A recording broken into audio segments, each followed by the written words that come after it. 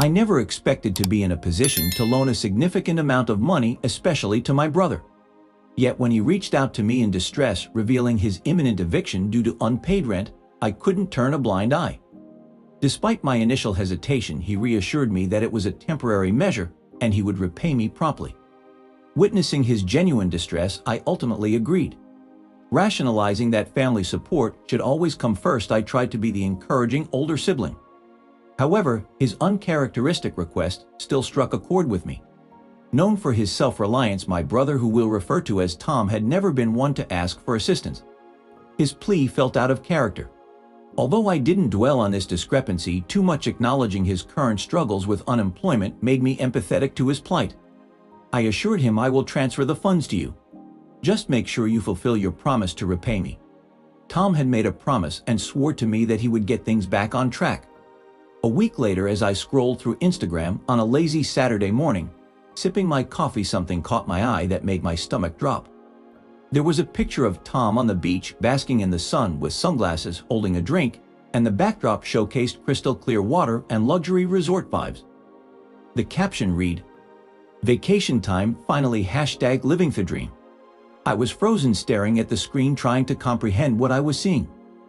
Just a week ago, he had been struggling to pay rent, pleading for my help as he faced eviction from his apartment. And now he was on vacation. I was bewildered and growing increasingly upset the more I looked at the post. Only a few days earlier, Tom had texted me expressing gratitude for the money I had sent him, saying, "You saved me. I don't know what I would have done without you." But now this conflicting image left me perplexed and deeply troubled. Since there was no mention of rent and no acknowledgement of the situation he had put me in, I struggled to convince myself that I was overreacting. However, I couldn't shake the feeling that something was amiss. It wasn't just about the vacation. What really bothered me was how casually he appeared to be enjoying himself while I was left at home hoping to get my money back. I didn't expect him to rush to repay me, but his behavior felt like a whole new level of disrespect. Later that evening, I received a text from him. "Hey, are you okay? Relax, you'll be fine. Don't stress about me repaying you right now. I'm just focusing on having a good time." He had broken a promise, and now he was dismissing my concerns. That was the final straw. I decided not to respond immediately. In fact, I didn't respond at all. I let his message go unanswered, allowing the reality of the situation to sink in. He thought he could take advantage of me, use me for a quick loan, and then brush me off. I refused to let that behavior go unaddressed, but I wasn't going to. Not wanting to create a scene, I chose to let him believe that everything was all right, that he had emerged victorious. Thus, I allowed the silence to linger. The following morning, my phone incessantly buzzed with 30 missed calls from Tom. This amount was unprecedented. Uncertain about how to interpret this behavior, I assumed he was beginning to realize my reluctance to respond promptly to his calls. However, as the days passed, the persistence in his attempts to contact me intensified. Each morning brought an overwhelming flood of missed calls, reaching 50, even 60 at times, causing my phone to practically vibrate off the table. Deliberately, I started to ignore his calls, finding a certain satisfaction in his growing sense of urgency, akin to the pressure I had experienced when he had promised repayment. Nevertheless, a sense of unease lingered within me. Was it ethically sound to let him struggle without a lifeline in this manner? What astonished me most was his refusal to concede defeat. Not content with just sending texts, he began leaving increasingly desperate voicemails. Despite this, I remained unresponsive, allowing it all to unfold in silence. As the days passed, his messages took a different tone. They became more intimate and heartfelt. One of them even pleaded, "Please call me back. I need you to trust me." I savored a hint of satisfaction as he seemed to beg for forgiveness, but I knew this was just the beginning. I had a larger plan in mind, one that would truly make him understand the consequences of his actions. Determined not to let him off easily, I carefully considered my options over the next few days. While part of me wanted to cut ties completely, I realized I wanted to do more than just hurt him. I wanted to impart a lasting lesson on respect, loyalty, and the importance of not taking advantage of family. Recently, I had come across a viral post on Reddit about a similar situation, where a sibling publicly exposed their deceit, and it struck a chord with me. This could be the perfect way to make him comprehend the gravity of his behavior. I pondered the idea of exposing Tom's mistreatment of me to the world.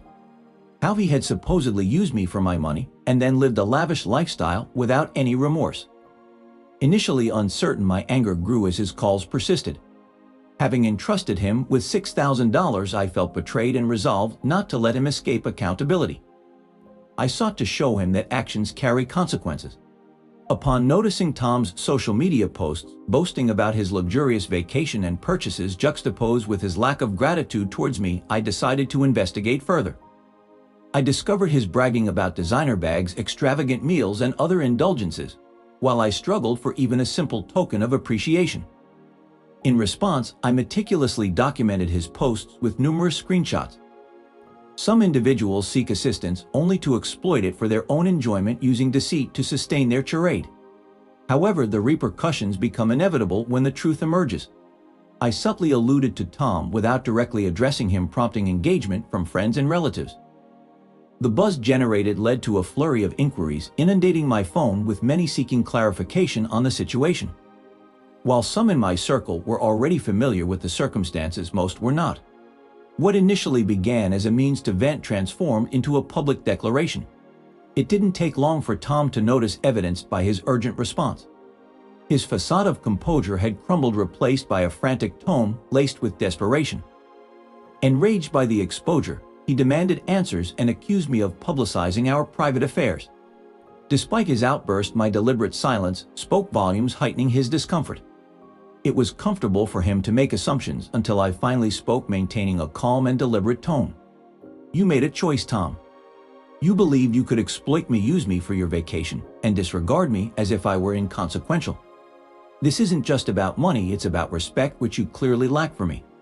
There was a sharp exhale on the other end of the line, and for a moment I thought perhaps he would apologize, that maybe he would understand. But no, this isn't fair. You're exaggerating this situation. You can't destroy my life over a simple loan. His panicked voice started to rise. It was exactly the reaction I had anticipated. He was flustered, realizing my plan was effective. Let's face reality, Tom. If you had shown me even a fraction of the respect I deserve, we wouldn't be here. Now you're the one facing the consequences. Let's see how long you can maintain that flawless facade. Before he could utter another word, I ended the call, knowing he would continue to. Attempts to reach me were made, but this time I held the upper hand. The following days felt like a waiting game as his attempts to communicate with me increased. I observed the unfolding drama online, witnessing friends and family criticizing him on social media for his behavior. The pressure was mounting solely due to his actions. Then the moment I awaited arrived. Tom's calls became more frantic, his messages desperate and pleading. He offered to repay me immediately and make amends, but at that point I was no longer interested in his excuses. It wasn't just about the money. It was about him realizing he couldn't mistreat me. I chose not to respond, as the damage was already done, not only to our relationship, but also to his reputation. By the fifth day, the situation had escalated, with others also speaking out against Tom. After years of not speaking, family members started sharing their opinions. Some cousins reached out privately asking for more information. When I disclosed the situation, they too expressed shock. One cousin even revealed that Tom had been boasting about the vacation to the entire family as if it were insignificant. Hearing their disappointment in him gave me a slight feeling of vindication. The inevitable conversation with Tom occurred as he bombarded me with numerous calls that day. Reluctantly, I finally picked up to confront him. "Are you happy now?" he demanded, his tone instilling a hint of guilt in me. Though I remained composed, I despised being put in this position. "You pushed me to this, use me, and thought you could deceive me, Tom. But you've now learned the consequences of betraying family." A heavy silence followed. His labored breathing resonated through the line. "Insane, I didn't mean to hurt you. I was just trying to have some fun, get away from everything for a bit." Fun. I couldn't help the bitterness that seeped into my voice. "You think it's fun to lie to your family, to use someone's hard-earned money just so you can post a picture of yourself on the beach?" He didn't answer, and I could tell that he was trying to find the right words, trying to salvage some shred of dignity, but it was too late for that. The truth had already come out. Then, in a moment of clarity, I remembered something that hit me like a ton of bricks. Tom was planning to get married soon. He had mentioned it in passing, and I had no doubt that he was going to ask me to help him out again, either financially or with wedding expenses. It was a long shot, but what if I could use that? What if I could make sure he understood the consequences of his actions before it went any further? So I asked him, "You really think you deserve my help after everything? After you took my money and used it for your va?" Warning. Panic was audible in his voice as he spoke again. He admitted to making a mistake and apologized, but his words felt insincere to me, leaving me doubtful. Despite feeling hesitant, I was willing to consider giving him another chance. However, the damage had been done, and I questioned whether our relationship could be repaired. As he attempted to persuade me with explanations and excuses, I remained unmoved. It seemed like his apology was merely a ploy to avoid facing consequences and continue his carefree lifestyle. Just when I thought his situation couldn't deteriorate further, an unexpected incident occurred. Tom's wedding arrangements were abruptly canceled, including the venue caterers and decorators. A catastrophic turn of events. It felt as though a form of cosmic retribution had intervened.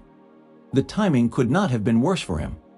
Overwhelmed with disbelief, my phone incessantly vibrated with notifications presenting this twist of fate as a timely gift from the universe. I couldn't suppress a smile, but I quickly erased it from my face. Winning wasn't the sole purpose here. It was crucial to teach him about the repercussions of his actions. He had manipulated me, deceived me, and now he was reaping the consequences. As I sat at home witnessing the chaos unfold on social media, my phone rang. It was Tom. His voice quivered with nervousness, but I couldn't muster any sympathy for him. "Do you know what just transpired?" he asked breathlessly. "Yes, I saw. It seems like your wedding plans have been disrupted," I responded, attempting to maintain a neutral tone. Internally, I was elated, but I didn't reveal it to him. Tom's voice lowered, laden with desperation with each word he uttered. "You have to assist me, please. I can't afford to lose everything. The wedding is in shambles. I need you to rectify this. You're the only one who can set things straight." His plea intensified, resembling a tumultuous wave crashing against the shore, leaving me as the sole figure on solid ground. I wasn't solely perceiving his desperation. I was experiencing it. He needed my help again, just as he had in the past. But this time, I made it clear that I wouldn't be coming to his rescue. "You expect me to fix this?" I asked, my tone icy. "After everything you've put me through, after how poorly you treated me?" "No, Tom. You've made your bed, now lie in it." Despite his attempts to justify himself and offer apologies, it was clear that he hadn't truly learned from his mistakes. This wasn't a lesson for him. It was just another obstacle to overcome. I wasn't yet willing to forgive him. "You seem to find this situation amusing, don't you?" I remarked, letting my words linger. "Do you believe you can live recklessly and expect me to always bail you out?" "Well, I'm done, Tom. You're on your own now."